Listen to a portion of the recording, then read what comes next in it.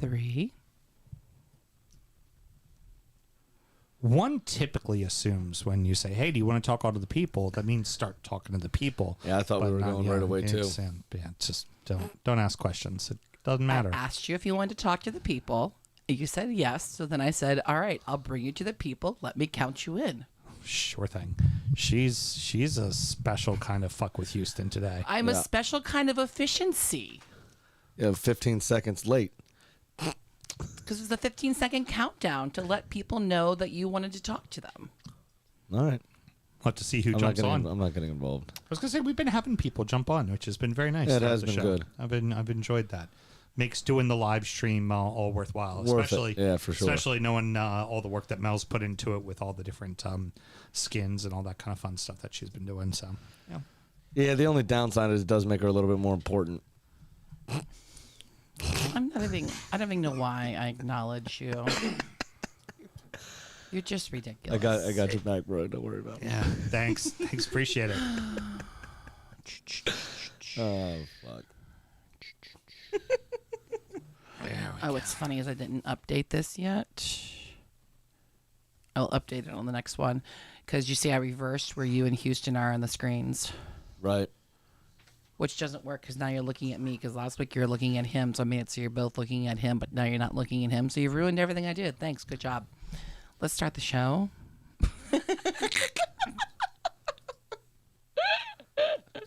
Your turn.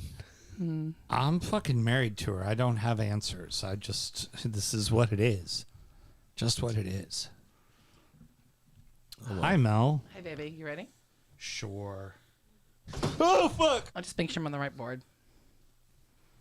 That was gratuitous. I apologize. There was no reason for that. There's every reason for it. The dog just popped in and there was almost a whoa fuck moment. All right. I'm just trying to make this smaller, and it's hard to get something small once you get it big. Yeah, it is. Not that hard. Just do the same motion repeatedly. Yeah. It spits and then it goes back down. It's okay. Oh if it doesn't, we need to consult a doctor. Yeah. For more than 4 hours. I was going to say, that's only after 4 hours. So, like, let's wait the prescribed amount of time and see what happens. Yeah. Because it could just be old Mr. Whiskey. Could be. Not allowing you to finish the race. Sorry, it's taking me a moment. That's okay. We're filling. Sometimes, are you? Oh, if it's Tastes great. Less filling. If it's big, we are. Yes. We're going to get banned by somebody soon enough, I think. No, it's going to happen. It's okay. It's going to happen. Facebook is already, like, quieting some of our videos because we're for violating a copyright. I'm like, what copyright am I violating? Which piece of music? Because I've gone through and listened to the whole show, and there's nothing I can find that they're muting. Well, the music, remember, they told us we were in trouble for it, but it was our song. I know. It's like, what? And they got nothing. No answers Makes for me. zero sense. Weird. Yeah. It's my friend Bridget, though, is having problems running Middleton's social medias. Because, one of Middleton's specials are oyster shooters. Yeah. And so Facebook keeps taking down her posts, advertising and showing people doing oyster shooters. Threat of violence. Multiple times. But the two words together, though. Uh-huh. I know. Logic. Context clues. People, anybody learn? Well, but that's the problem. Algorithms can't do context clues. The fuck they can't? You better talk to Google, figure your shit out. and Sam, hence why you need a man to explain it to everybody. Wow. That Google algorithm has figured out entire paragraphs. Okay, it strings those sons of bitches together and gives you the very best in advertising content. Like, The very best in advertising content. That's a line. Bringing you the very best in advertising content. which is pretty much Google. what the algorithm is good for now. Right. Yeah. Like, Yeah, no shit. Seriously. Even then, not very good at bad. advertising content. I've been enjoying Facebook. Shit. Every time advertisement for Facebook is Westward Whiskey, my mate work there. Advertising to the wrong person. Advertising to the wrong person. All right, you guys ready? Yes. We still heard it. All right, muting Nicole and myself because it's our buttons, my choice.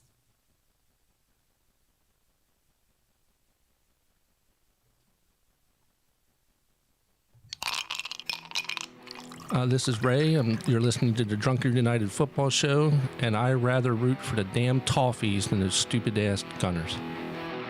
Be at the wrong side of the table then, man. Gunners are in first place. Yes, we are. But hey, let the man have his moment.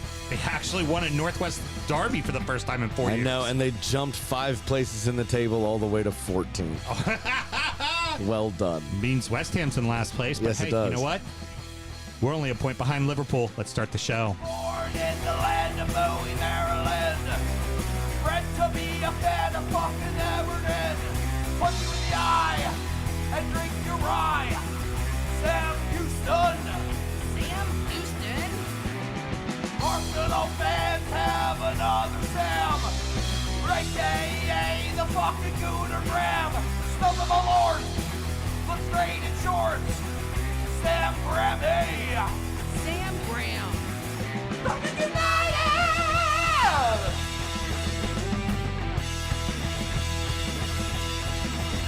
Fucking United!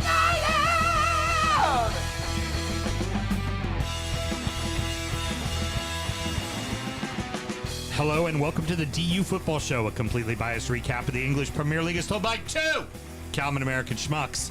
I'm your host, Sam Houston, and across the way from me, with the big, gigantic hair that is only matched by his pro-Arsenal ego, my co-host, Mr. Samuel Graham. Sammy, how you doing, buddy? Sorry I couldn't hear you all the way up here, buddy. Yeah, What, at the what'd you top say? of the table? All the way at the top of the table? All the way at the top of the table. Yeah, all by your lonesome, too. It's really fun being involved in a one-horse race, I'll tell you that. You know? much like last year when you were bottom of the table at 0-3, this isn't going to last long, Sam. It's not going to last long. We have a favorable run of games for a little bit longer. And then it's all going to come crashing down. Ah, there we go. There's that little fuzzy thing going away. Everybody looking at each other, doing all kinds of Sounded weird sexual. stuff. We're recording at DU Public House just outside the nation's capital. You can check us out on all podcast platforms. Please be sure to rate, subscribe, review, and share with your footballing friends. Don't let producer Mel review, because if you make any mentions of fuzzy noises, you're going to get a 1-star review. That's for damn sure. Should you want to chat with us, there's many ways that you can. Mr. Graham, tell the good people how they can get in touch. Of course, it's at DU Football Show on all the social medias and dufootballshow@gmail.com to get in touch via email. Excellent. You've been done fucking with me nonstop all throughout the setup process. The mics are live, and you're surprised I'm fucking with you back? But you come off like a tyrant because nobody heard me fucking with you. Except for Patreon supporters. And how would one find that, Graham? Patreon.com/DU Football Show and sign up to our one huge $5 tier where you get all the extra content. Sound check, which we just finished, our actual sound check, catching up from the weekend, and Injury Time, which is our preview show of the upcoming EPL action. You should take more pride in yourself. Should be a high-class escort, not a little street-walking whore like you're being right now. Got to put my leg out and get the taxi. You know what I mean? Or, as I always like to say, you can drive your happy ass here, as is the case tonight. We have with us our good friend Nicole. Cole, how you doing, girl? Hey, I'm doing real good. Excellent. Who do you currently support? So I'm trying a sample size of a few teams. We like to call a little collector package that we put together. So in number 1, I have the Bees. All right. And so far, I have really been enjoying watching their games. So I think they're going to stay in the number 1 slot for one more week. Okay. Number 2 is Nottingham Forest. Number 3, Aston Villa. Ooh, at least we're in Number- the top 3 after our recent performances. I'm happy to still be included. Number 4, a close fourth though, Mel. Crystal Palace. Oh my God. Uh-oh. And number 5, Wolves. Ah, very good. Yeah, Wolves hasn't really given you too much to be excited about. Not a lot, but okay. But I will say the games from week 1 and 2, I did enjoy watching because of the effort. All right. So here's the thing, though. Now, if we were going by that rationale, I know I don't have to do a shot of Malort this week. You don't have to do a shot of Malort, do you? Mel definitely has to do one. Cole got to do 3. Sam and myself both work in the wine and spirit industry and both have a deep, passionate love for all things distilled spirits. So as the red-blooded Americans we are, we vow to have a drink in our hand throughout this show and every single show. Mr. Graham, what are we drinking tonight? So this is the Westward American Single Malt, a variant of what we had last week. This is their stout cask finish. This one comes to you at 92 proof. And finished, it's a long finish, as you told me off air. It's finished in those stout casks for a year. Yep. First.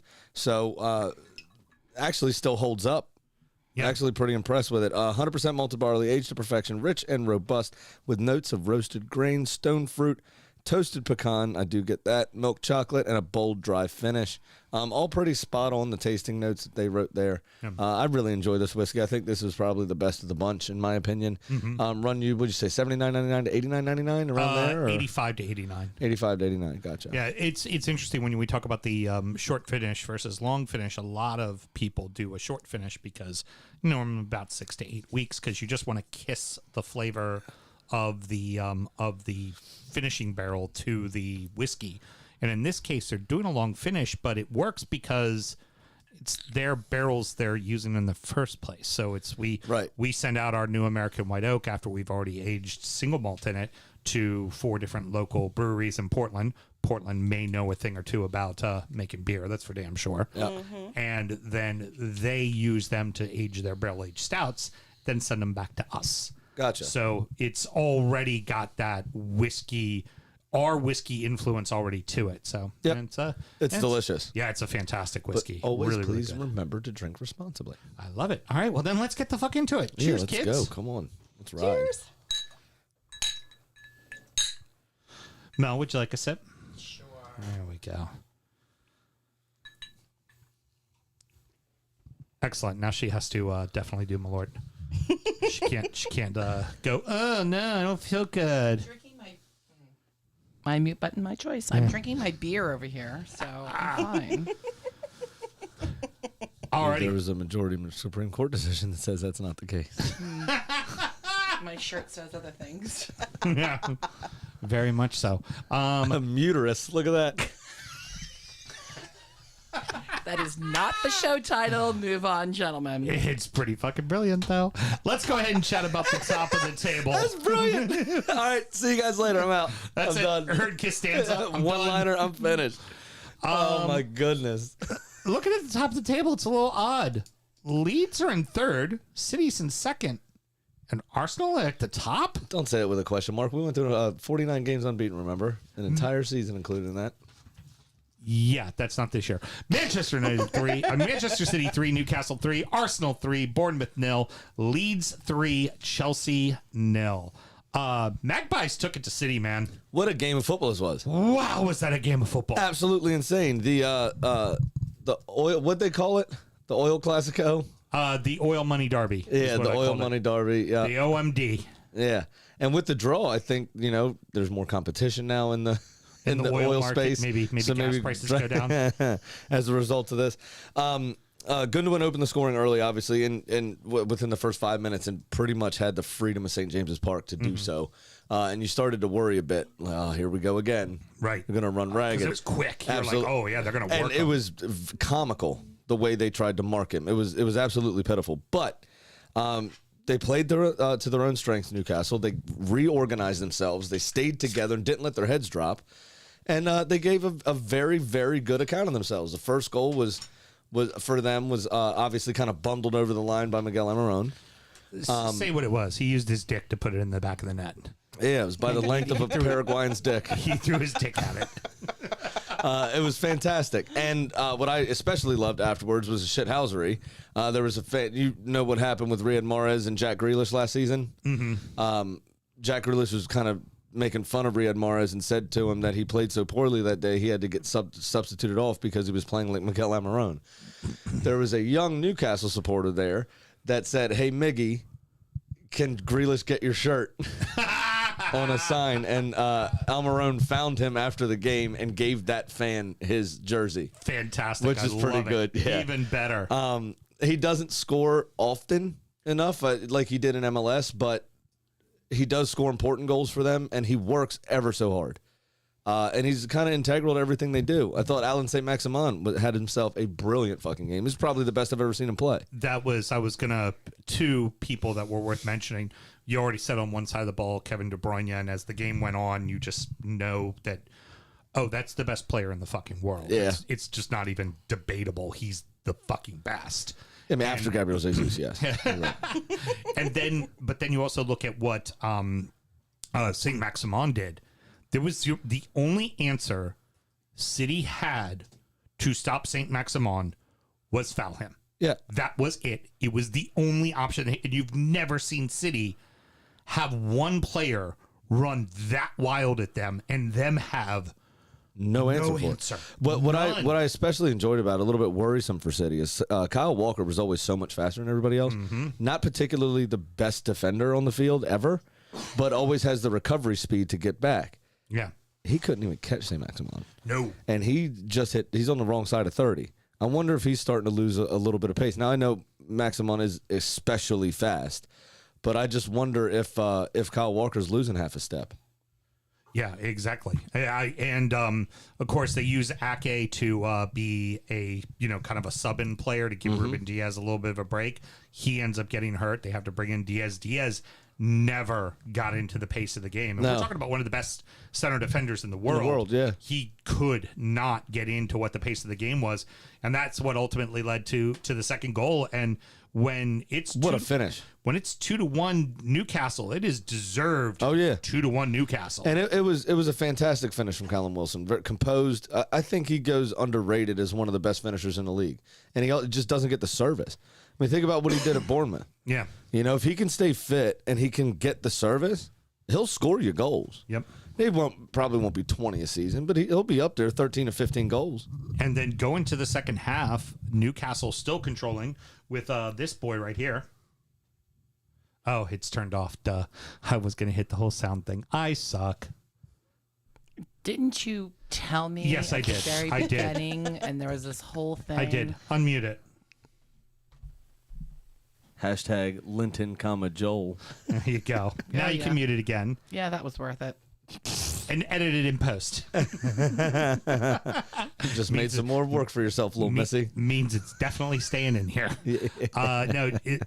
Joel Linton has found new life playing center mid in this squad. Absolutely, yes. And he works tremendously hard. I mean, despite the money, despite the new signings that they have, St. Maximin seems to be buying in as well and working on it. I've made a couple of really astute tackles as well in that game on Sunday. And then somebody like Bruno, just his ability to hold the ball makes life so much easier. But they seem like doesn't have to do it all himself. They're still embodying the working class nature of that town. They're still working hard. They're still putting a shift in. It's still a team that people can be proud of. What was it? I just have to know for you while you're watching the game. That foul happens, the ball gets lined up, and you see Trippier lining up over top of it. I was like, that's a goal. Oh, yeah. Before he even kicked it, I was like, as soon as the referee placed the ball where the foul was, like upper 90s. I was like, this is it. Yeah. Get done. That's what you remember, the great parts about Trippier before Mourinho ruined him at Spurs. At Spurs, yeah. Yeah, and just like, yep, there you go. And then shipped him off to Atletico, remember. And there was 3-1. They're killing it. Cruising. But City always have that in them. And again, back to De Bruyne, why he's the best player in the world, because he's not going to let that be drop points. He's going to find a way. He's going to get, unlike somebody else that we'll talk about in the next segment that couldn't find that second goal despite not playing well, couldn't find a way to get a draw. Correct. City finds a way to get a draw. 2 goals in 4 minutes, one from Haaland, of course, and then Bernardo Silva. Yep. So you learned again why they're the best footballing team on the planet. They just have another gear. Yeah. They have another gear that no one else has. And we think of, well, maybe they're not as deep as they used to be. I don't think they need to be as deep. As long as people stay fit, you're absolutely right. They got younger. They got younger for the most part. But Newcastle did exactly what they were meant to do. They went, kind of toe-to-toe with them. They played to their strengths in terms of counterattacking and running Kyle Walker and Ruben Diaz kind of ragged with ASM and Almiron. Well, fuck. Whoa. I think it's still pretty good, even with the hesitation. Yeah, it was pretty good. But, Newcastle still had to ride their luck a little bit in the closing stages as well, and Nick Pope made a couple of really good saves. Oh, Pope had a So great you have day. you have to say that Newcastle escaped with probably ultimately what they deserve out of the game as a point. And I don't think City were good enough to have all three to themselves. I thought Newcastle played excellently. Even if you play a picture perfect match, it doesn't necessarily mean you're going to get all 3 points against a team like City. You're Correct. just not. So you take what you get and you be happy with it. They didn't necessarily do anything wrong for those other 2 goals either. Yeah. No. City's just that good. Gunners are on fucking fire, man. They are. I mean, City is valiant runners up. Saliba. That's what I'm talking about. We're supposed to do that randomly throughout the show. Is that how we're supposed to do it? Yeah, I love it. It's bad when there's a song that's almost as annoying as when my people keep singing Spirit of the Blues over and over and over and over, to the point where at halftime, Peter Jury, the new prime caller, he goes, well, at least now it's halftime, so the Arsenal fans can take a break from singing. Yeah. So that's funny, right? I was more happy with that because everyone's in a good mood when that song comes on at the pub. Right, of course. I was more annoyed at the Odegaard do do do do do do Odegaard do do. I was like, fucking shoot me. So I'm happy that Saliba. I'll take it. Here we go. I can take it over, baby. Yeah. We've hit the quota for making sure we do that song again while talking about Arsenal. I'm absolutely over the Baby Shark one for Odegaard, though. We were trying to get. I don't know why I can't remember the name of the song. It's an older rock band. Me and Mike up at the Charm City Gooners were standing in the corner of the pub on Saturday trying to get it to catch on. Odegaard. You know what I'm talking about? Saliba! Love it. I mean, dominated the whole game. Yeah. It really was. Dominated the whole game. Bournemouth didn't have his chance. And if you have any question about our title credentials, we made Kiefer Moore bleed. Very good. Okay? That's hard to do. He's a very big man. We made him bleed. There was, in between Odegaard's goals and then just after the second goal, anytime Odegaard got next to a Bournemouth player, they fell over and feigned injury. Saliba! Again, What I was we're gonna say, required to do it a certain amount of times throughout talking about Odegaard Arsenal. is slight. Yeah. Not very big. No. But I'm the Odegaard, bitch. And he was just putting people on their ass. It was great. How Fucking can juggernaut. how can one player be so completely re-energized and completely change a team the way Gabriel Jesus has done in this short period of time already with Arsenal? Because he's being played in his natural position. He's being played in his natural position. He's being allowed to express himself, and he's got a team that he is the focal point of. I told you I was worried about how Haaland was going to fit in at City because they've been a team for so long that plays without a focal point. Right. And he is a focal point kind of player. Right. So I wondered how that relationship was actually going to work and how long it would take to bed in. Now, luckily for City, they've obviously figured that out. He is scoring goals already. Right. But Jesus also helps for being, 8 foot 20 inches. Yeah. It manages to also run like a 2.140. It only takes 3 steps. All he's doing. Like, how the fuck? It's like when someone's really gorgeous and then really nice and then really intelligent. You're like, no, that shouldn't be allowed. You look at Haaland and you're You know like, who else is no, all those things? no, shouldn't be allowed. What? Saliba! All right, let's get to it. That goal was fucking nasty. Oh my god. Yep. It was like the soccer gods looked down and went, all right, they're singing to him constantly. We need to give him the perfect opportunity to put one just underneath the post. I mean, It was fantastic. gorgeous. It was fantastic. So gorgeous. I love it. It's just the responsibility of the players is different. If you look at, over the last couple seasons versus these first 3 games, they all are. There was the Odegaard's second goal, for instance. The ball came into Jesus, kind of a poor touch, to be honest, but still could have gotten onto the end of it. Odegaard just had the confidence to, fuck it, I'm taking it, and just whipped it into the far corner. Right. And Jesus was happy for him that he took it off his foot and put it in the back of the net. Just arms raised, hugged him immediately. Yeah. You know, the spirit within the team is good, and everybody looks like they're taking responsibility for their action. And the fans are responding to that and getting behind the team. I told you last week with the own goal. Mm-hmm. They immediately clapped him. And then off the kickoff, 4 passes makes its way to Saliba's foot. The entire stadium standing ovation. Like, we got you, son. It's all right. Don't worry about it. You know, it's been a joy to watch, and he deserves this. It was fantastic, that goal. Really quick to the Cherries, completely uninspired. Smith did get his yellow card, but that doesn't count because he gets a yellow card every week. So his doesn't count. But the rest of the team completely uninspired. Mm-hmm. I mean, there wasn't even like the start of the second half. You thought there'd be like a push. They were scared of Odegaard, Sam. I told you that. At the 20, he's the Odegaard bitch. At the 20-minute mark, you start with Saliba, and it went till the 95th minute. Yeah, non-stop. As fans, home fans, you gotta start make some noise, be behind your team. Mm-hmm. Team on the pitch, fucking fight, pretend like you fucking care. Absolutely. Scotty's already called him out on it. He called him out on it before this match. Good. Scotty Parker already did. Oh, his own fans. Yeah. There you go. Walk-in Burberry ad. And whatever that sweater company is with the little 4 stripes. Something or another. Yeah. He's got to be. It was hot again. Wearing it again. I don't know why he's doing that. But it also still didn't perspire. He's also just, but I mean. You think he had his sweat glands lasered? He seems like the type that would do that, fucking pretty boy. So easy to look at. He's so easy to look at. Like, he's just like, oh, wait. Oh, hold on. Well, now this one was a bit more form-fitting, and he is looking a little gone. He needs to eat something. Mm-hmm. It looks like his face is chiseled out of stone, but it's set on top of his beanpole. Oh, wait.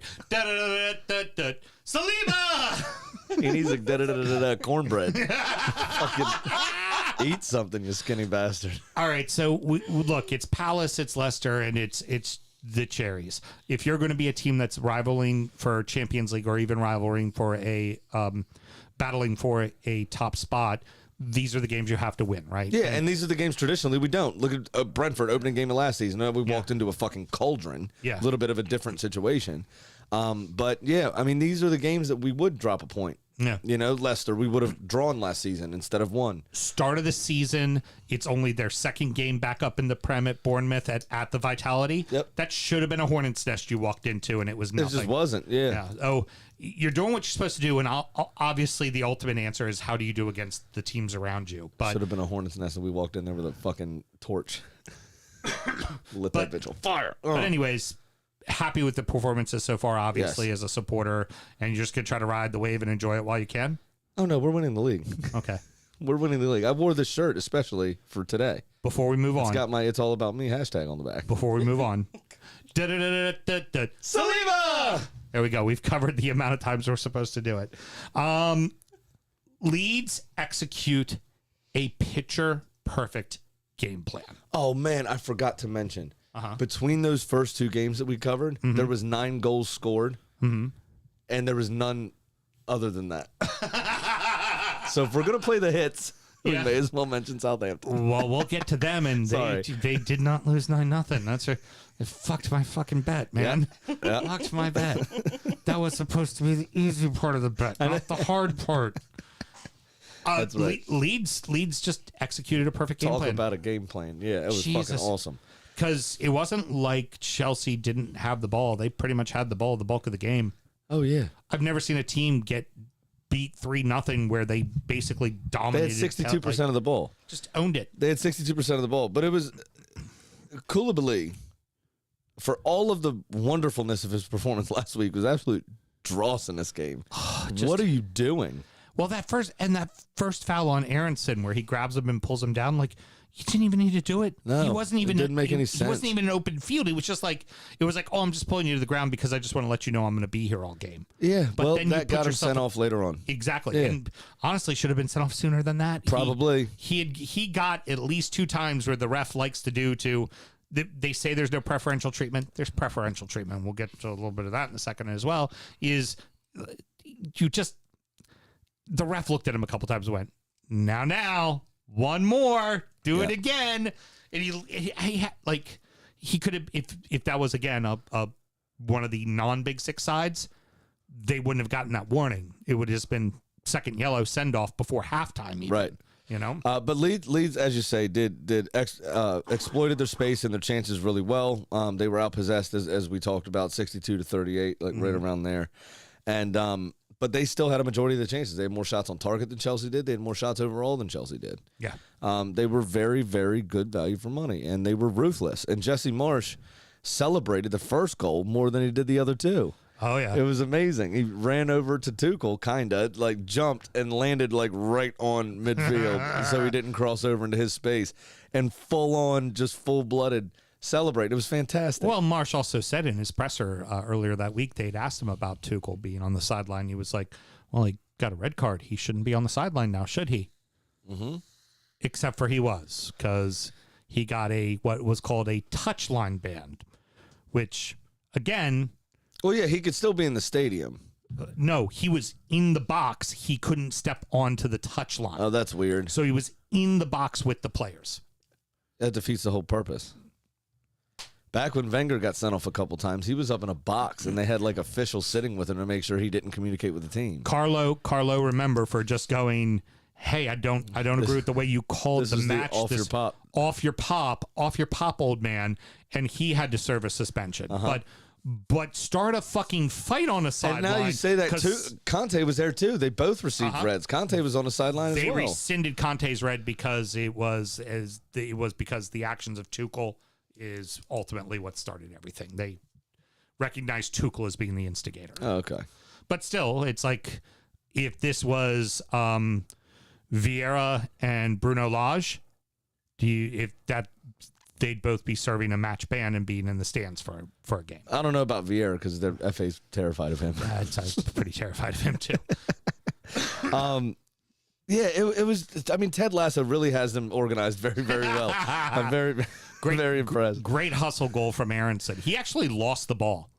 Oh yeah, and then chased it all the way down. Chased after Mendy, took it off of his foot, and put Mendy under pressure, which is obviously something. And I think why Jesse Marsch celebrated so vehemently is something he identified as Mendy can be put under pressure. Right. He's not very good with the ball at his feet. Right. And he had absolute ages to get rid of this ball and didn't. And then tried to dribble around Aronson. Yeah, and he picked his pocket better than a North Welsh gypsy. It was fantastic. Can I not say that? No, foul. First warning. Next time I call HR. Is HR going to call me? Yeah. Fuck. Not again. Chelsea was a fucking mess, though, ultimately. They were all over the place. They had a ton of possession, but they really showed nothing. Meslier had to make a couple of saves, but it wasn't like he wasn't anything spectacular. Tested. No, and Rodrigo with another goal. Mm-hmm. That was pretty good. And then Harrison with the third. Yeah, Jack Harrison. That's right. Yeah. It was a good, instinctive, reactive finish. Mm-hmm. It was excellent. And then come down the stretch, it's like, okay, Chelsea had control of the ball and was trying, but couldn't even seem to get inside the 18. Nah. It was just useless. Yep. And then Kubali goes off and gets his second yellow that he probably should have gotten 30 minutes prior. But, he finally gets his sending off. I think at that point, Kubali was just trying to get sent off. He was just he was just done with it. I just want to get run. I did enjoy that Rodrigo. We call that pulling a Graham, by the way, when you just want to get that red. Oh, yeah, just to stop for the day. Yeah. You can't, too much pride to quit.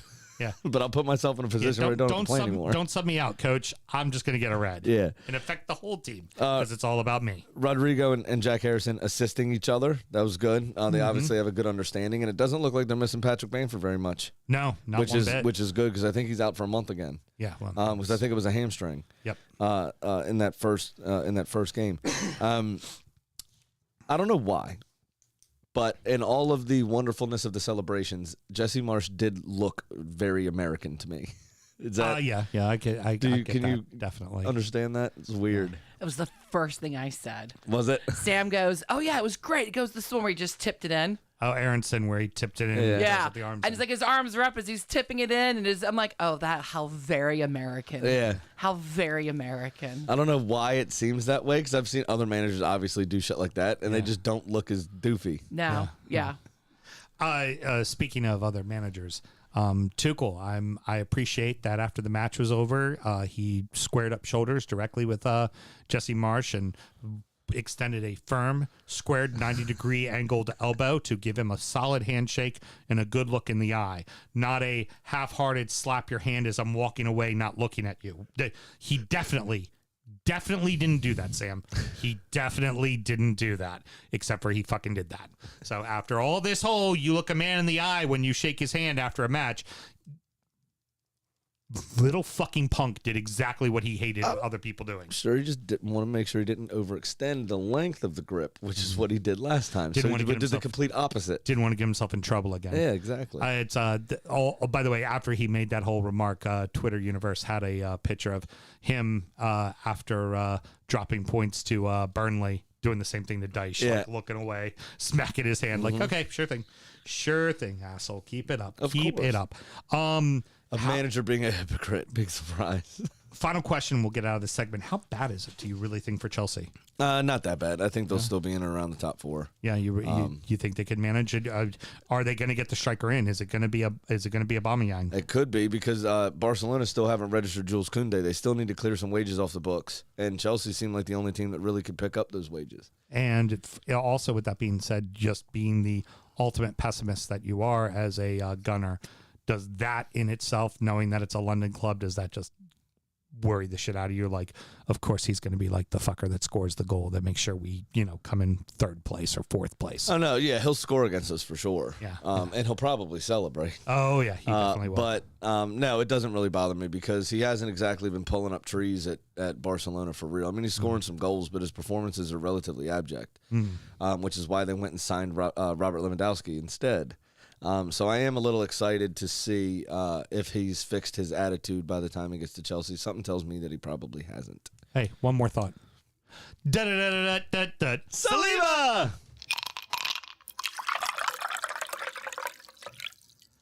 There was a pair of derbies, and there was a lot of news surrounding one and not so much surrounding the other. Yes. Good, bad, or indifferent, they did give us some fucking results. That is for damn sure.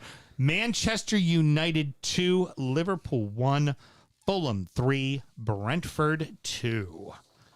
Who'd have thought when you drop the cancer, your team performs? Ronaldo, Maguire, all on the bench. Fred on the bench.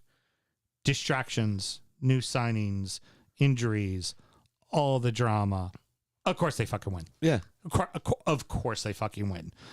And we have a couple of people who want to chime in about that. Hey, business. Kenny, what's going on, boys? What's up, man?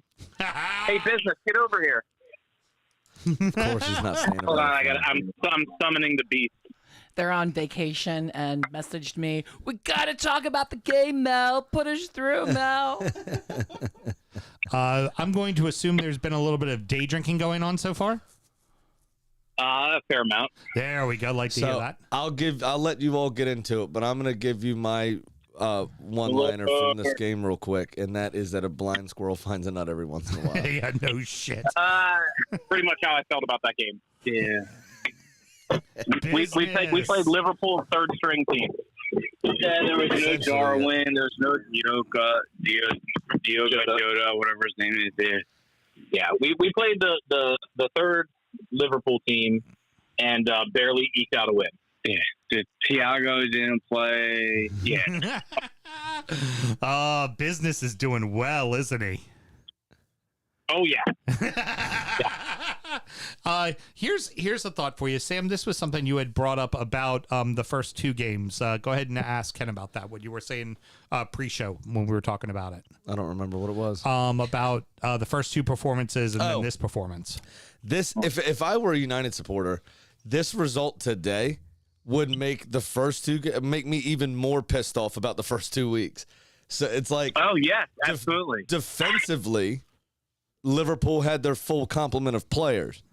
So you mean to tell me that they're no better than Brentford's back line? No, it's just that Ronaldo doesn't fucking care. It's just that, Fred's a maniac and doesn't actually play football. He just goes helter-skelter crazy. Why?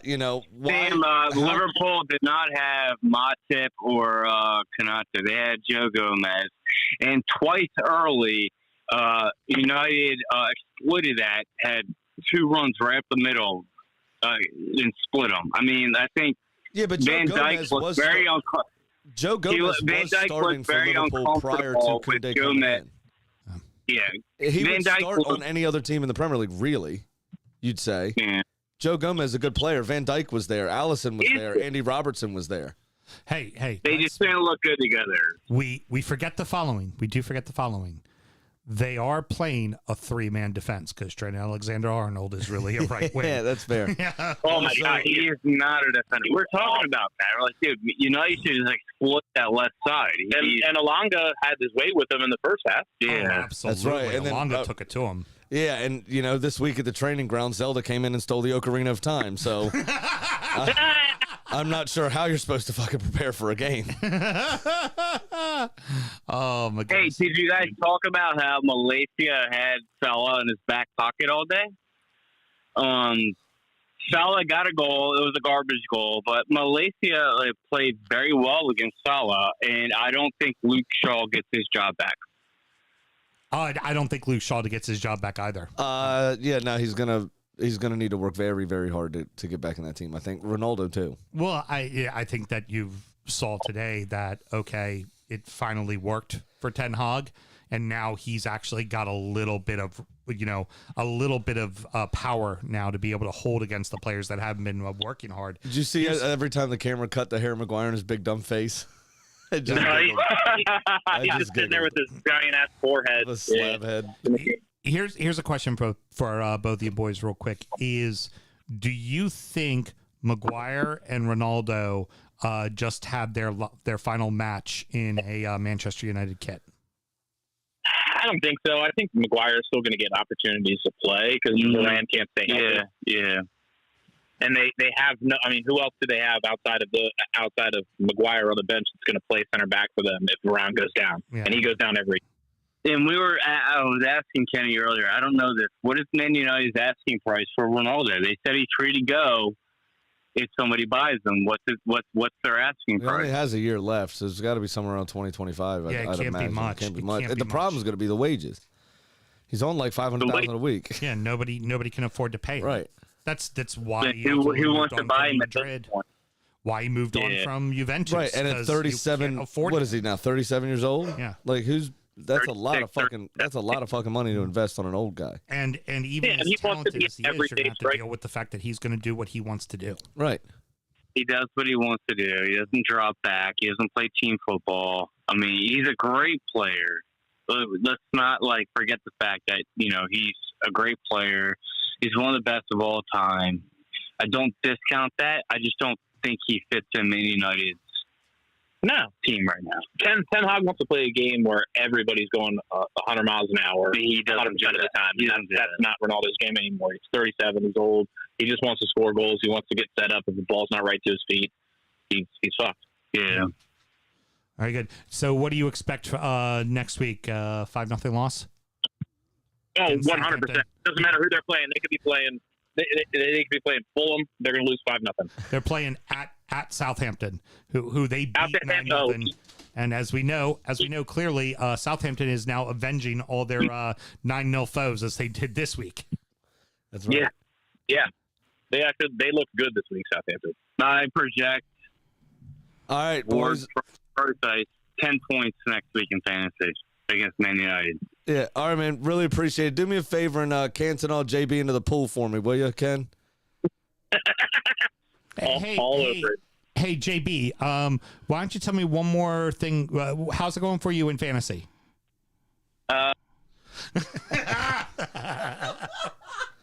Gotcha.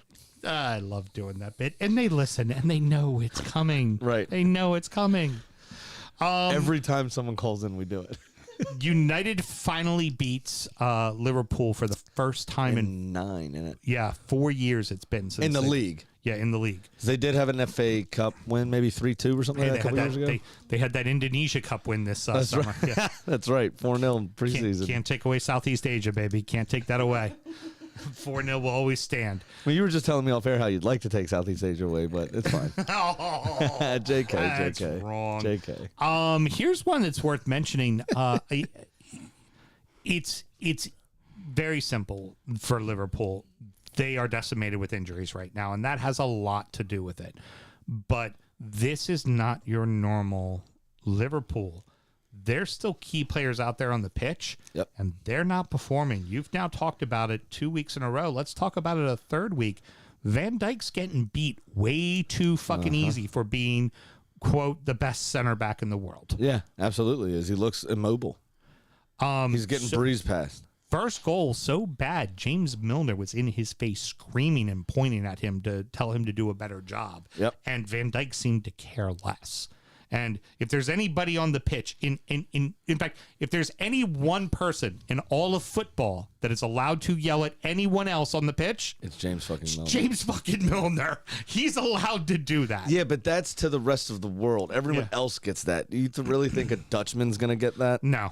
He's too literal. He won't understand He it. doesn't get it.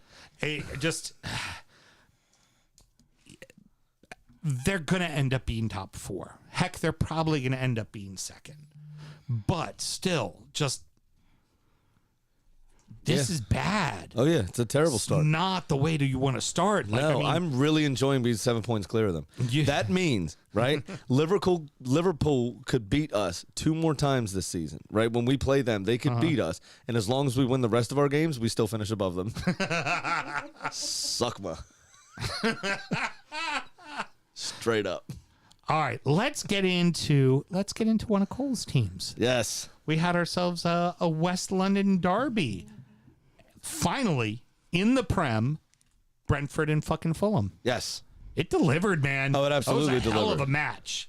Now, there was only one really funny thing to take away from this. Okay. And that was Ivan Toney doing the Mitro celebration, it getting chalked off. Then he scored again, and it counted, did it again. Only Jamie Vardy has that level of not giving a fuck shithousery in the rest of the league. But because of that, I actually wrote stuff for this one. Go ahead. And then I'll let you guys do what you want to do. Bobby D. Cordova-Reid opened the scoring after just 40-odd seconds following a helter-skelter situation in the box with a missed kick, no less. A big-time header from João Palhinha put Fulham in charge, 2-0 up after just 20 minutes.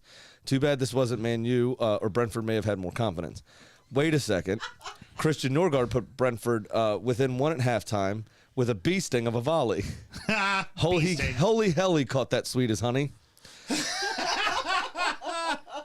Ivan Toney drew the bees level after holding his defender off well. Good work from Mbeumo and Wissa. It wasn't to be, though, as Mitro, Fulham's ever-present EpiPen, stopped the shock of anaphylaxis and gave them a win with a great header. Fantastic. Thank you. Well done. Appreciate it. Fantastic. I had to create the funny on that one. So Cole, how familiar are you with the concept of what a derby is? I've been listening to y'all show for about a year now. So. Cool. Very good. But it was a West London derby. Yes. And so I can say with a little degree of confidence, this is probably going to be my favorite derby just because West London holds a special place in my heart. Oh, It's awesome. one of the few places that I've been in the world where I went and was like, yep, I'm home. I'm good. I can hang out here. Like, Yeah, we went to the bridge and we were like, oh yeah, this is really fucking nice. And we stayed over that side of London as well whenever we go over. Yeah, it was like, this is really, really, really fucking nice. As I always stay over that side near Hyde Park, just like a mile or so north of Stamford Bridge. Yeah. I like that part of London a lot. So, what all have you enjoyed in the first 3 games with Brentford so far? What have you liked about them as a side? the same thing that they brought to this game. They're a come from behind team. I'm starting to get the sense just this season, and that's something that I value in a club or in a team. Unless they play Manchester United, then they're just well on top. No problem. Nothing to see here, folks. Okay. But I mean, I've always been the type of person who kind of rooted for an underdog, and I mean, they fucking deliver. Just the aggressive nature of the defense, and I mean, the strikers just. The format that they start out with, I love how adaptable it is. I think that they do really well when it comes to defense, and they don't stop. They Right. just they are go for that relentless, second, third, fourth effort, and it's really sometimes a nail biter like the game with Fulham this week, but sometimes it's just sailing on. Man, you know? What I do like about them, and that's an interesting point, is they're a team that has character. When you look at somebody like City, or even Liverpool to an extent, the system is so finite that it's almost robotic, surgical in the way that they play. Where Brentford, there's a lot. The team itself has a character, that you can see play out in their actions and in the ebbs and flows of a game, where you don't really see that when things go bad, like what happened with Newcastle, like what happened with United today for Liverpool. Everything just kind of falls apart because they don't know what to do. So what do I do with my hands? Yeah, I haven't been told to be in this situation before. Like, I don't know how to react to this. Where Brentford just have a never say die attitude. They just have there's a character and a belief within them, and you can see that in the way that they play. They're also very much a next man up kind of side. So looking at their team history recently, they've, while in the championship, have consistently had the leading goal scorer. So they had Neil Maupay, who then got sold to Brighton. Then it was Ollie Watkins, who then they sold to Villa. Then it was they had Saeed Benrahma and Mbwepu, who's still there, and then they sold Saeed Benrahma to West Ham. Then Ivan Toney comes along. Like, there's always someone, and if they sell Ivan Toney, somebody else will come along. And they have a Moneyball situation that they use too. They identify certain things that they believe make a good striker and would fit in with what they want to do, and that's how they've been able to find these players over and over again and get them on the cheap. Yeah, because it's not necessarily scoring goals. Yeah. It's other little things that they do and chances they create and that kind of stuff. Just like nobody on that Oakland A's team was a heavy hitter, a home run king. Right. Everybody could just get on base. Yeah. Well, if you get on base 35 times a game, 17 of those at least are going to be runs.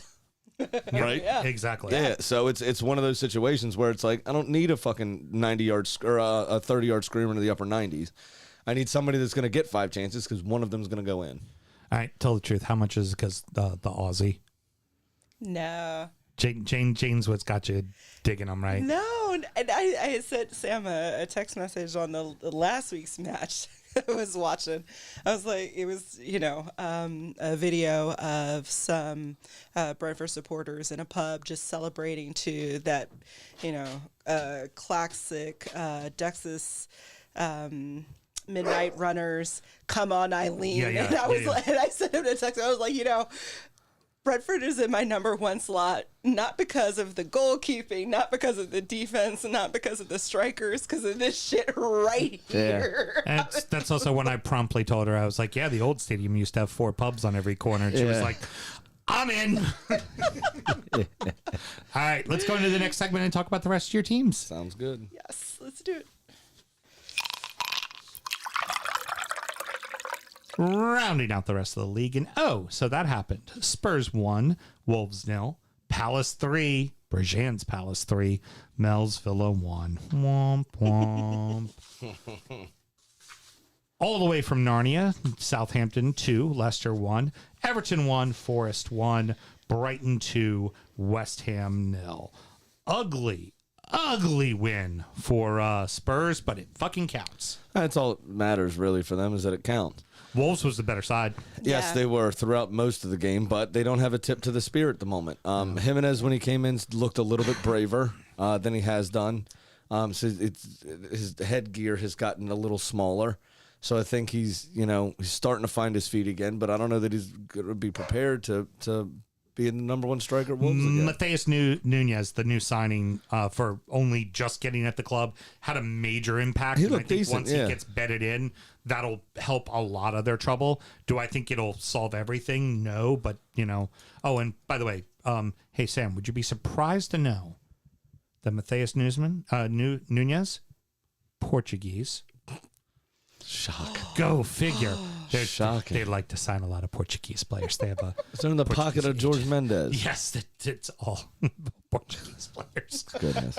Portuguese national team. But here's the Harry Kane. Remember, was their third kit last season? Looked a lot like 2 the seasons Portugal ago. jersey. It was literally looked like a Portuguese. It was the maroon with the dark forest green. It was absolutely a Portuguese kit. It's ridiculous. It absolutely was. Harry Kane scores the game winner. Now becomes the Good movement. Yeah. Oh yeah. Well, To lose his marker, it was excellent movement, but tapping really nothing spectacular. But just like Tottenham, and I'm sure you're about to tell us, but I am going to bury the lead a little bit to get this dig in. They don't win any trophies, so they had to invent a milestone for him to have something to hang his mouth-breathing hat on. He is now the highest goal scorer for a single club in the Prem history, the history of the Prem. So that's since the 90s. They tend to forget that the league's been around since 1870. Or I'm sorry, 1879 was the inaugural season of the Premier League. I mean, of the English top flight. And they tend to forget that there was a guy that used to play at a place called Goodison Park by the name of Dixie Dean, who scored 350 goals for his club. Yeah. Scored 60 in one fucking season. Like, Yeah.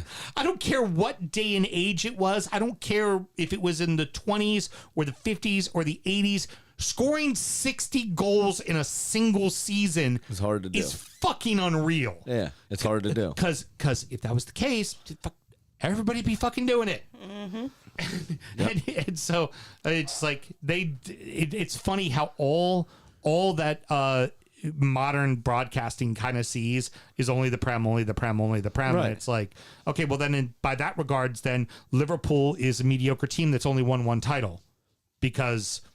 And you would forget that they had an insane rivalry all throughout the 80s with Manchester United and Everton, and won a crap ton of titles back in the 70s and the 80s. Right. You know, Absolutely. our dog is fucking going nuts. losing it. I'm going to edit this out in a moment, but after this segment, let's take a break and I'll put a screen up so we can put chickens to bed and figure out who left the cocaine out for Big B. Yes, got it. All right, moving on to the next match. Allow me to grab a glass here. Oh, I mean, right now. Let's take a break right now. Because somebody went over to their mother's house to watch the Palace match, and Palace whooped fucking Villa. It was not fun watching it with the Jan part of Brajan. You know what I'd like to bring that group of supporters back up? Actually, I wouldn't be disappointed if Cole started supporting Palace just to make them more palatable.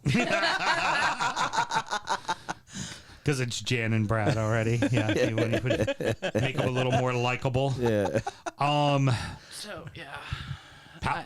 Mel, your thoughts? I had thoughts. Please, thoughts. Go ahead. So apparently, one of Gerard's locker room rules is abstinence. Yeah, before a game. Yeah, because Villa's not fucking Villa's anymore. not fucking. Oh, I get it. Get it? Yeah. Yeah, maybe I should try that joke again. Yeah, it's. Sorry. That was a good one too. I was with you on the joke. You know that's like a real thing. A lot of coaches, that's why they stay in hotels away from their family because they don't want them fucking the night before. Because apparently it takes you 3 days to get your core strength back after you nut. Who told you this? This is That's not biology. It's an old thing. I know it's a commonly held belief, but why do we? It's 2022, people. That's what I'm saying. It's an old school thing. It is. It's an old school. It's a very old school that's thing. That's not how biology works. Okay. Continue with your thoughts. But yeah, the Villa team, it looks and plays miserable. Watkins snuck in a joyful goal, but that was pretty much the only team the team smiled. Mings. Remember when Mings used to have that smirk and twinkle in his eye? He used to like to mess around with the offense. He was fun. And Guinea, I haven't seen a genuine Guinea smile since In the Tunnel opening weekend. Yeah. And it's not like they're all business and serious. They play like they're depressed. Yeah, got it. disjointed. They're not together. There's no swagger. There's no joy, and their performance reflects that. And I'm watching them in the tunnel. It used to be you'd have Martinez with like a shit-eating grin up there, you know, McGinn smiling around to everybody, and they just look like they're terrified to go on the pitch and they're miserable to be there. And that's not how Villa plays. Yeah, Mings definitely looks like he's lost his fire. Like being stripped of the captaincy at that young age is tough to deal with, I think. And it looks unpopular within the squad. I think she's absolutely right. Yeah. And everybody likes McGinn, but I think McGinn even feels pressure, and he's not doing his normal shithousery, and everyone just looks sad. The captaincy can change people. Yeah. How long of a leash do we think Gerard has?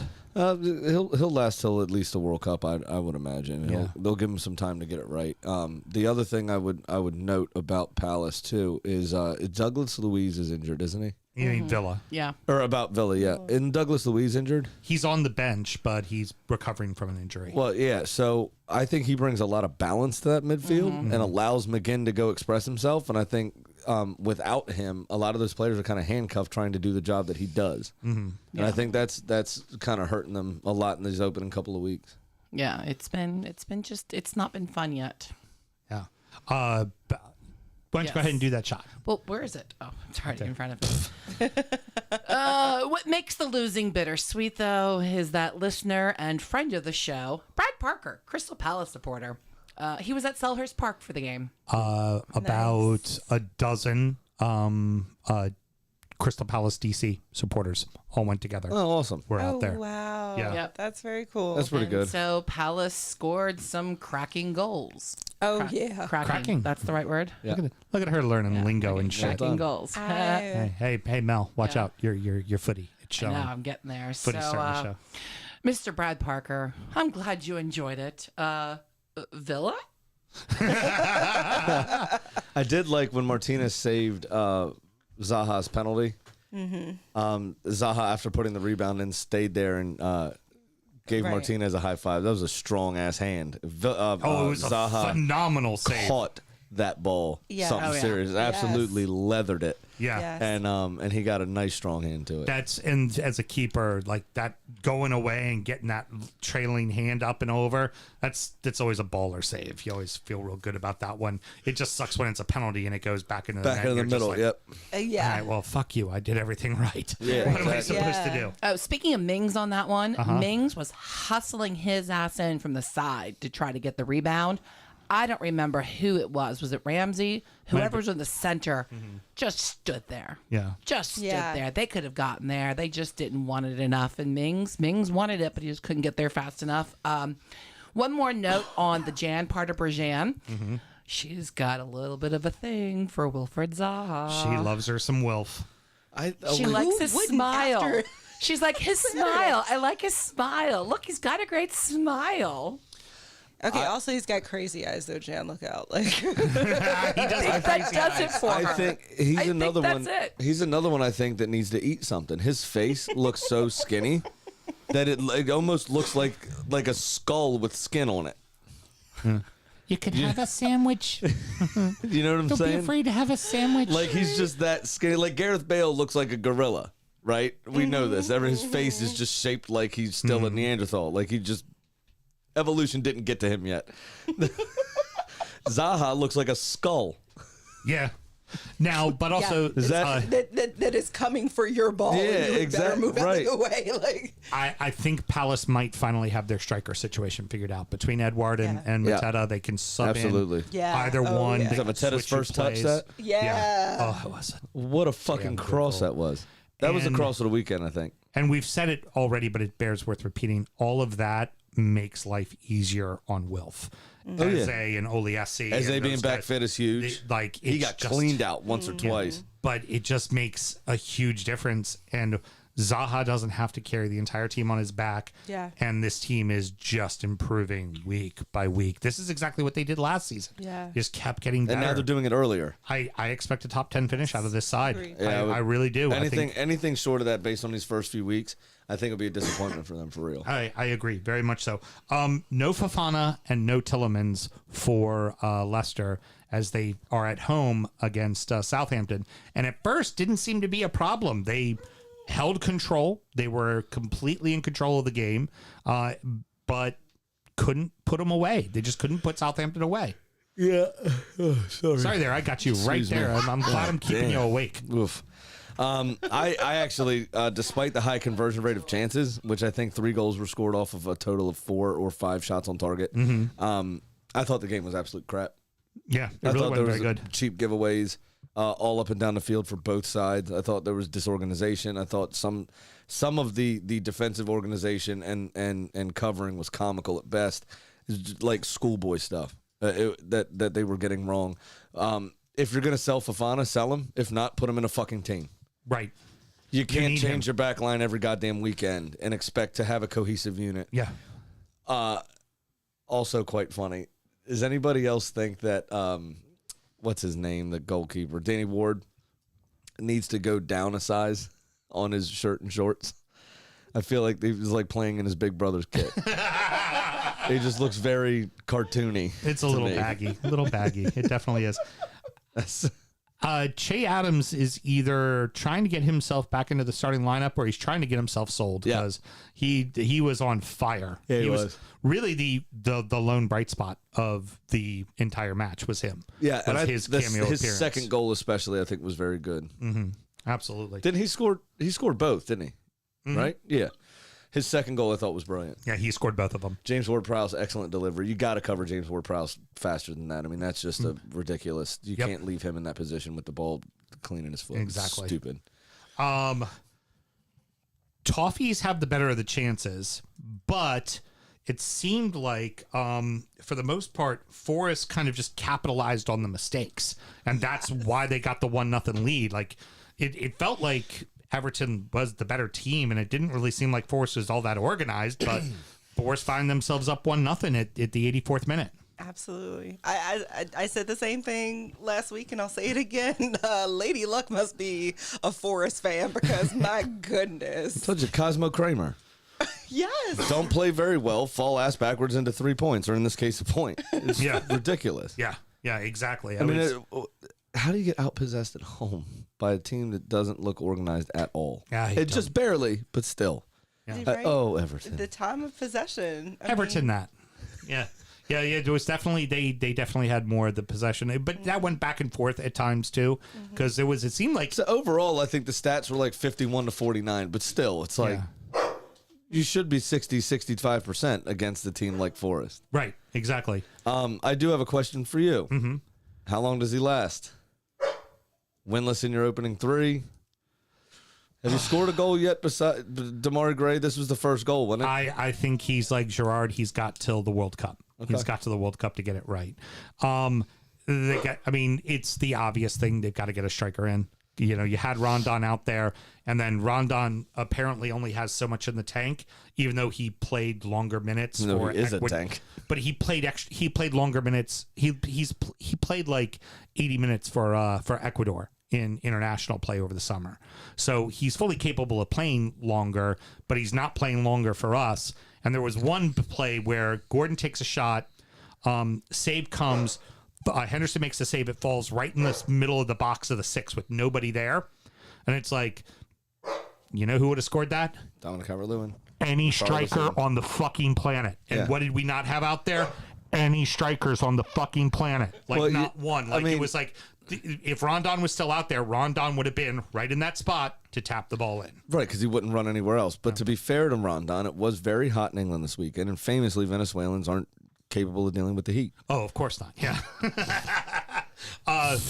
But. That pass, though. Yeah, it was good. That pass. I was telling Mel about it because Mel loves in NFL like the big long bombs, and I'm like, that was the long bomb, and it just like went right over Damari Gray's shoulder. One bounce touches it around the keeper back of the fucking net. How you fucking doing? He took the shot very early, which was excellent on his part too. He didn't let the keeper get set. Dean Henderson was running. He was still running when Damari Gray took that shot on, which is why he wasn't able to get down very fast.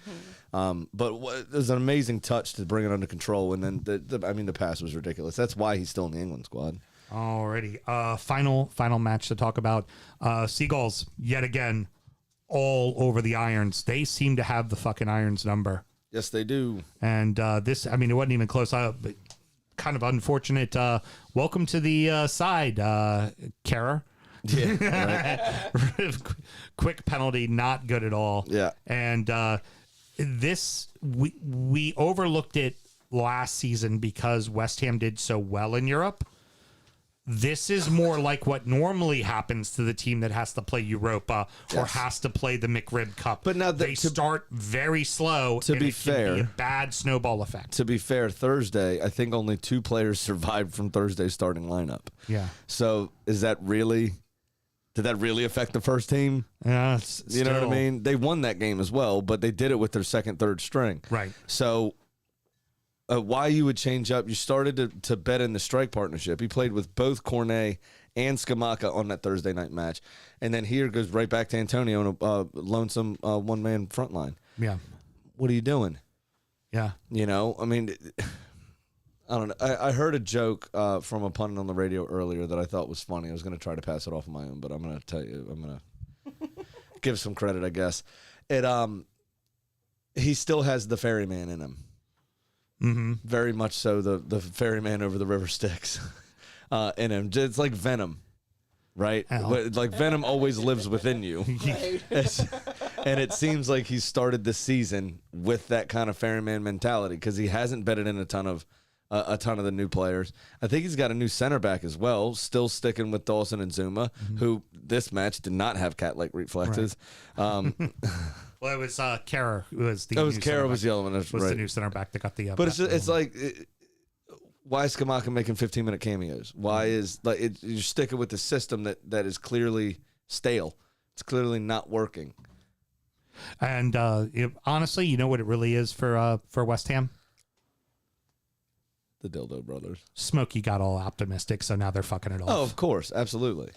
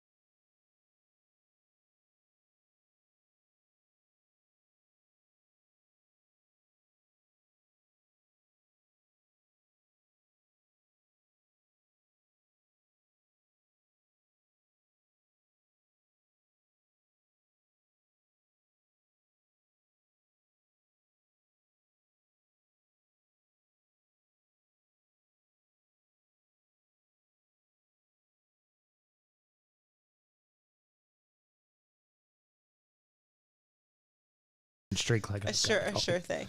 All right, I'm going to take a Sunday 2-game parlay with a couple of road dogs, Mr. Graham. I'm taking West Ham to beat Villa for their first win of the season. Don't drink and drive, everybody. Exactly. And Newcastle to beat Wolves. That will earn me $764. That's not and I bad. think those are both winnable matches, I think they are, absolutely. I think that's a sensible bet that has decent odds to them. which means I won't hit it and I'll be down $300. Exactly, 100%. And, as we always like to do here, is we're a very charitable show. We're very inclusive group of people here. As long as the women don't pipe up too much. It's we've given Pat a bit of a head start. This will be his first bet, and we have him live on the telephone. Yep. Hey, buddy. Hey, how's it going? Hey, what's going on in your world, man? Oh, man, just getting ready to go back to work after 18 days off, man. It sucks. What, were you on disability or something? You all right? Nah, man, I just take 2 weeks during the summer. Hey, There Mr. you go. Graham, he has official music. Let's an official intro. Oh, yeah, Let it play. forgot. And now, it's time for our degenerate gambling friend Pat's Pick of the Week. Talking about needing to do better. Again, why I drive the bus, stud. Oh, well, now it is time for his pick. So, Pat, you want to give us your first pick of the season, my friend? First pick of the season, so I'll be down $100 next week. Just, are you, who's down the most? We're Is it both both y'all down? We're both down 200. Both down 200? Okay. So you'll be down 300. I'll be down 100 next week. All right. Gotcha. Got it. All right. So, anyway, so my first, I'm going to do a 3-game parlay, and I'm going to try and learn my lesson from last year. I'm going to take goals when at all possible. So my first part is Manchester United. Second game is Fulham plus 1.5 goals, and third game is Nottingham Forest plus 1.5 goals. On a $100 bet, that will pay me $440. Excellent. All Not too So bad. both of those games, you've got the other side has to win by 2 goals, right? Yeah. Okay. Who Yeah, does, so Arsenal has to win by 2, and Nottingham has to win by 2. got it. And Very good. Manchester United has to win, Okay. or a draw loses. Against Southampton, I'm sure they'll fuck it right off. Yeah, Even though they should absolutely. beat them. They should beat them. Very good. Yeah. 100%. Yep. So, All right, man. let's, Welcome hey, home. Thank you very much. And, yep, no problem. And next week there's a midweek games too, right? So are we picking those as well so I can prepare? Yeah, go ahead. Pick something in the middle of the week too. Sure. Okay. So I can lose more money. Gotcha. Oh, cool. Hey, Sam, don't tell him, but we won't bet midweek, and then he'll be even with us. Very good. I love it. Let him catch up. Hey, there you go. Yeah. All right, man. Thank you very much. We'll talk to you next week. All right. See ya. All right, brother. All right. Now what y'all been waiting for, okay? Here we go. Oh, you're straight fire of a loser? Oh, this is coming in. Okay. Brighton and Leeds are going to draw. Okay. That's my toss-up. Brighton and Leeds to draw. Brentford to beat Everton, foregone conclusion. Arsenal to beat Fulham with over 2.5 goals in that game. Great odds, actually, on this one, because I think there is a legitimate point for all three of these things to happen. I've got plus $1,249. Oh, there you go. Yeah, and I think they all could happen. Brighton and Leeds, both pretty good start. I think that could be a score-in draw easily. I mean, Brentford are decent. The town of Liverpool's kind of close to Manchester. Maybe they'll mistake it and destroy you. And then Arsenal always play well against Fulham. Yeah. Except we're playing at London. We're playing at Brentford. Even worse for you then. Yeah. Oh, definitely even worse for us. Yeah. No doubt about that. All right, awesome. There you go. So that's pretty good. But you know what's going to help your bet? What's that? There's a certain fair-weathered, feathered little poultry prognosticator. Wow. That might also have that same game. We have a chicken.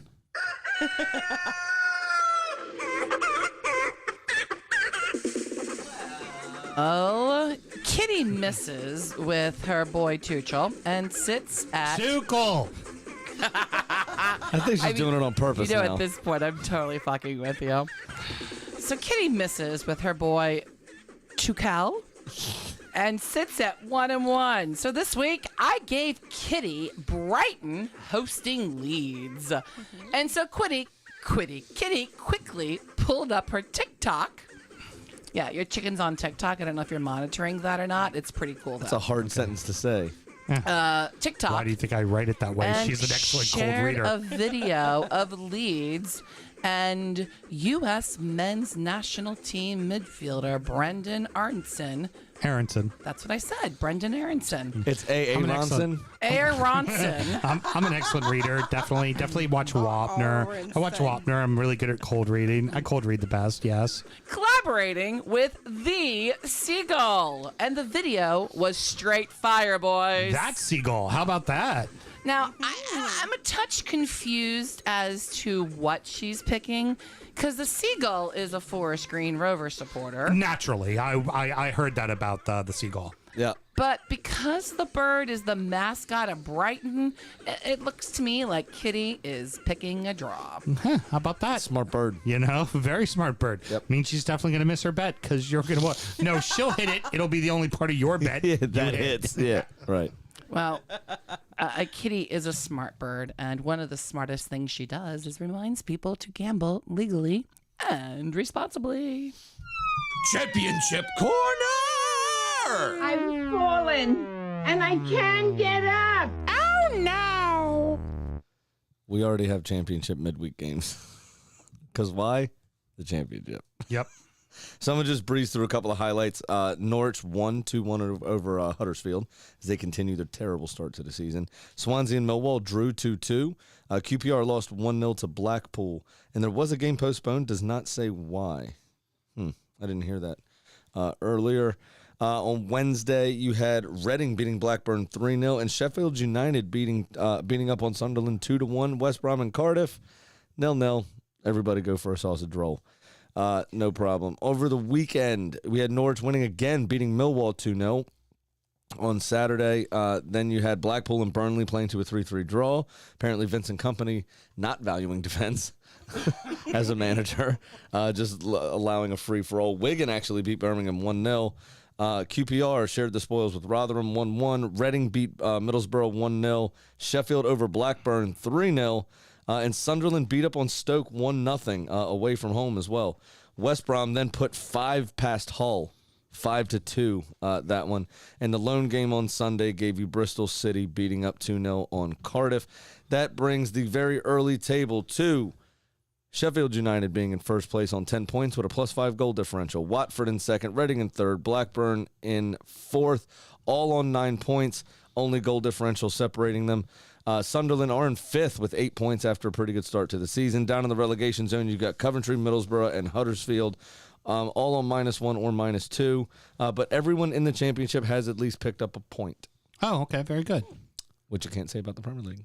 West Ham has not picked up a point yet. Nope.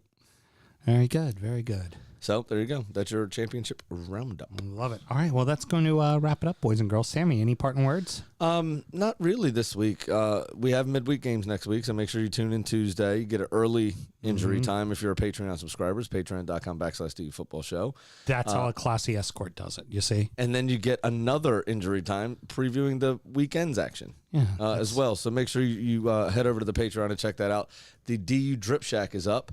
DUDripShack.com. All the links are in the bios of the socials at DU Football Show. Pretty easy to get to. Got a lot of really cool stuff on there, so check it out. But I think Mel had something to close the show. I mean, it's great that you've completely done my outro, but that's fine. Oh, well, that section's mine normally. Yeah. It's my buck to pass, okay? Yeah, well, normally I throw it to you, and Hey, Mel, throw it to Sam when you're done so you can say goodbye to everybody. Oh, I will. So this week, producer Mel has a cunt of the week, and it might be the entire state of Utah, Okay. but not for reasons that normally Utah is. Just kidding. Kind of. So apparently last year during a championship, it's said to be a soccer match, but that is still a rumor. The parents of the losing team, and this was a girls' soccer match, were quite upset because there was no possible way this very talented performer on the other team could possibly have outclassed and outmatched their precious little baby girls.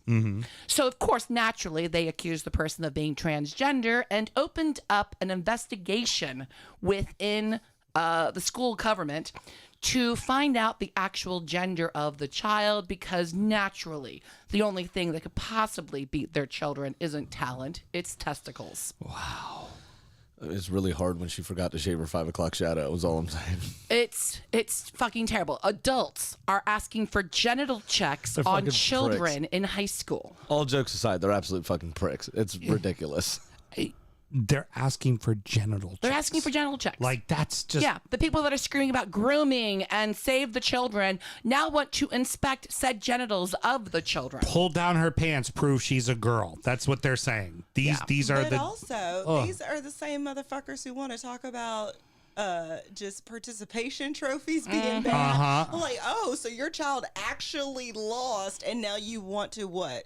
Change the results. Apparently that's it. Maybe Apparently all results are up for debate now. All results are up for debate now, regardless of who We're not actually accepting won. the outcome of anything anymore. So I'm here to announce the DU Football Show was in fact the best podcast voted by the Maryland Podcast Alliance because I said so. That a girl. If all results are up for debate, let's start debating some. Well, and that's the guy who runs that might be a little right-leaning, so he probably lives in that universe. Yeah. Okay, great. Yeah, we were best show. Hey, Sammy, you won best host. Thanks. Well done. I appreciate it. Oh, I'm best producer. Oh, no, well, yeah, no doubt about In that. that case, Nicole's best guest. Heard. Let's just give away all the that. Oh, wait, but Nicole, we do need to check your genitals. Yeah, make sure you're So you might not be female. best producer. I'm going to need you to show me your vagina, please, and then hit your uterus, if you would. Oh, my God. your uterus. They're You already children. gave her a mute button that proves she has one. Yeah, they're children, people. Let the children play. fuck's Let sake. them have fun. Hey, but remember, don't have a fucking gosh. pizza party at the end of it. Yeah, don't get Or don't the give lizard orange people will know where to slices. go. Oh my God. Don't hand out second place awards. No, don't do that. No. God, it'd be terrible. Change the Olympics. No silver medal. No. All right, well, Cole, I hope you're enjoying your journey thus far with all your new teams here in the Prem. I am. I mean, it feels, it feels good to have a lot of teams that I might possibly maybe support one day. Yeah. Sounds like a lot of sexual partners for somebody trying to get married. Just saying.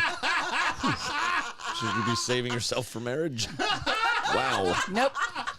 You got to try on every single Huang to make sure that's the player you want for your team. Yeah. Absolutely. I would like to try on every single Huang. To make sure. Well, you even got the old man talking about some too. Dixie Johnson. Yeah. Johnson. You know what's what? his And name? while you're at it, make sure Huang works in every position because you never know. You don't, and there might need to be a few times that you try as well. But also, if Dean Henderson is listening, sir, hi. She rolls her eyes at us when we do the Wang jokes and the cock jokes, and then she comes out swinging Because with the fucking we're Wang children, Sam. joke. She is too. She is too. I know. That's what I'm saying. We're in this She doesn't like to acknowledge it. One of us. One of us.